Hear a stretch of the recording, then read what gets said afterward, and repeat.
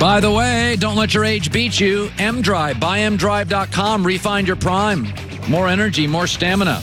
Big announcement here in a couple of minutes. Kyrie Irving came out yesterday, used to play with LeBron, bailed on him. And LeBron James didn't like it because LeBron James thought he was helping Kyrie Irving grow. Kyrie Irving was a one-and-done guy at college, played 8 college games at Duke, couldn't get off campus fast enough. Well, Kyrie Irving is now admitting, yeah, I was kind of learning stuff from LeBron, and maybe I should have been learning more stuff and not trying to get out of town so fast. Here's Kyrie Irving. It was a big deal for me because I had to call Bron, and tell him, I apologize for being that young player that wanted to everything at his fingertips, and I wanted everything to be at, my threshold. I wanted to be the guy that led us to championship. I wanted to be the leader. I wanted to be all that, and the responsibility of being the best player in the world and leading a team is something that's not meant for many people. And Bron was one of those guys that came to Cleveland and tried to really show us what it's like to win a championship, and it was hard for him. And sometimes getting the most out of the group, it's not the easiest thing in the world. First of all, I like that Kyrie Irving admits it. That's a real sign of maturity. Kyrie Irving, of course, Kyrie Irving is simply a talent and not a leader. The NBA's got a leadership problem. I went to a game last night. It was a bunch of talented players. Who was really a leader? Steph Curry's a leader.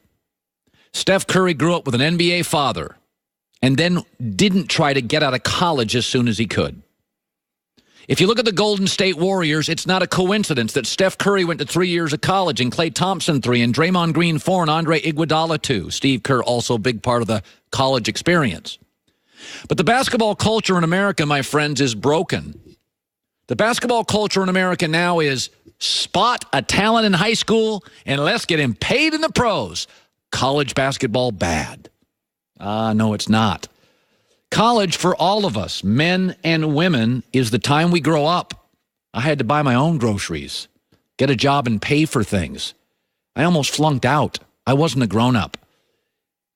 You kind of learn to be a man, and I'll just speak for 19-year-old me. I learned to be a man in college. I had to figure out a checkbook and a budget and do my shopping and do my own clothes. Nobody made my bed. Nobody washed my stuff. College matters. Dwayne Wade taught LeBron how to be a leader in Miami. Until that point, LeBron was just talented.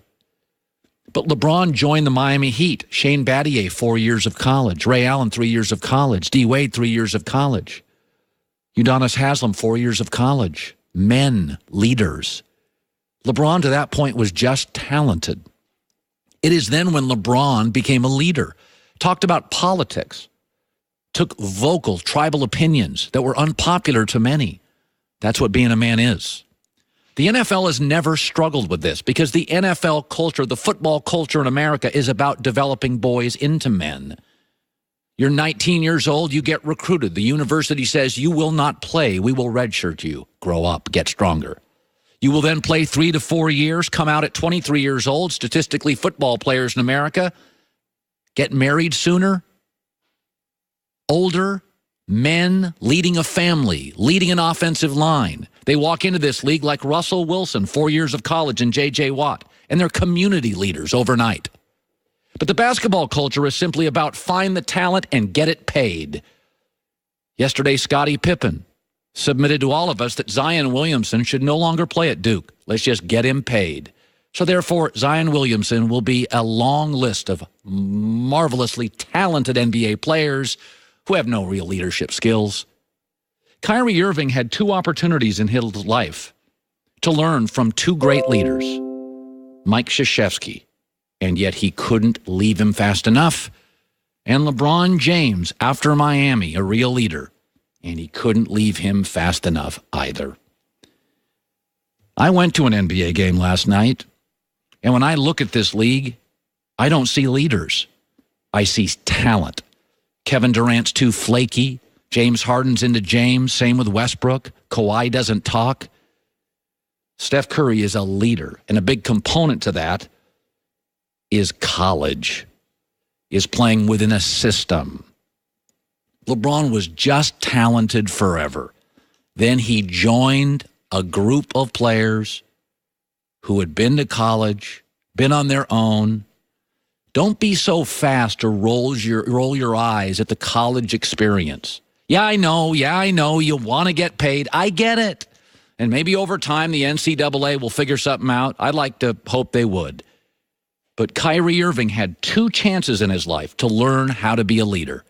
He couldn't exit either fast enough. Now, to some gigantic news. It's Joy Taylor's birthday today. Aww. Let's hear it for Joy. Oh. Thank you, Colin. Happy birthday to Ann also. My wife's birthday today. Yes. Oh, and she's getting the same thing you are. Thank you. Thank and you, it's Joy Taylor's birthday today. We're not even going to get into specifics on it. Specifically, I'm turning 21 today. So it's a very big day. I can finally legally drink.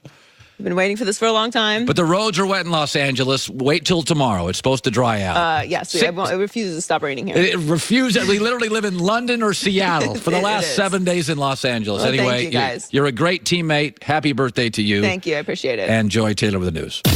No. Turn on the news. This is the Herdline News. So, 17 years ago, for the first time since that 2001 season, and they know it will be especially loud, and Jared Goff knows that. Whenever you're in a place like that and it is loud, you obviously can't hear very well and have to use a lot of visual signals and a lot of, visual communication and just be on the screws just that much more. Because you can't really communicate at the line of scrimmage. You can't get things changed much at the line of scrimmage. So in the huddle, just making sure everyone's on the screws and knows what they're doing. That's a big thing. It's going to be wild there, for sure.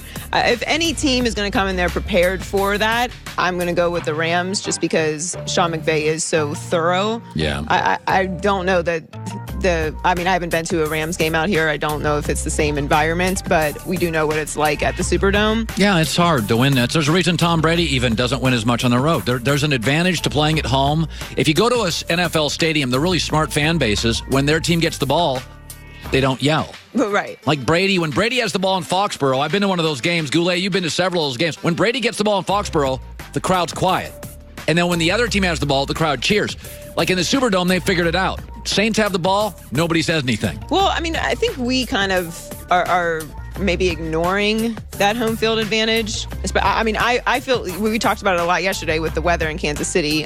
You gave a very scientific explanation for why it will be difficult for everyone to cheer there. But the environment is more about the energy, because there is a lot of emotions and motivation and energy and momentum and stuff that goes throughout the game. So having the crowd on your side does matter. We ignore that because we're at home. We're not in that space, but it is important. So it's definitely going to play a factor. Yeah. So Mike Tomlin hasn't won a replay challenge in the last 2 seasons. He's 0 for 9.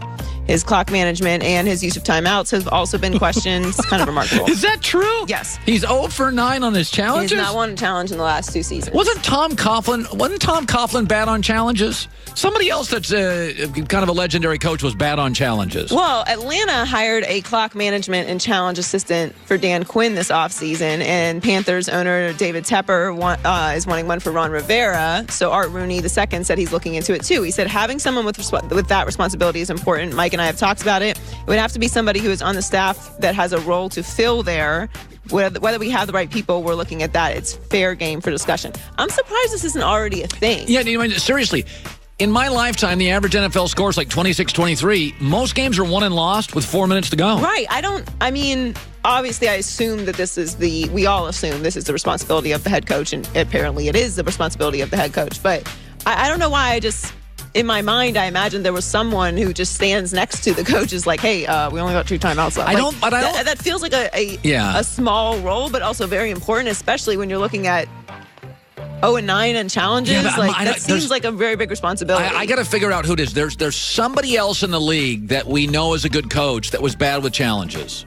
And I don't know who it is, but there's somebody out there. Well, my next guest just told me that Coughlin's good with challenges, so it's not. I thought Coughlin was bad. Somebody that's good I mean, Tomlin obviously knows what he's doing. He's been to 2 Super Bowls. Yeah, but I mean, there's so much going on when you're a head coach. It seems like it would be smart to have someone just standing there, helping you, take that off your plate. Finally, after leading the Celtics to win over the Raptors last night, we talked about this a few minutes ago, Kyrie Irving made some reveals in the post-game, unprompted. Kyrie said he called his old teammate LeBron and wanted to apologize in talking about leadership. So this is what he had to say. I apologize for being that young player that wanted to everything at his fingertips, and I wanted everything to be at, my threshold. I wanted to be the guy that led us to championship. I wanted to be the leader. I wanted to be all that, and the responsibility of being the best player in the world and leading a team is something that's not meant for many people. And Bron was one of those guys that came to Cleveland and tried to really show us what it's like to win a championship, and it was hard for him. And sometimes getting the most out of the group, it's not the easiest thing in the world. Don't kid yourself. LeBron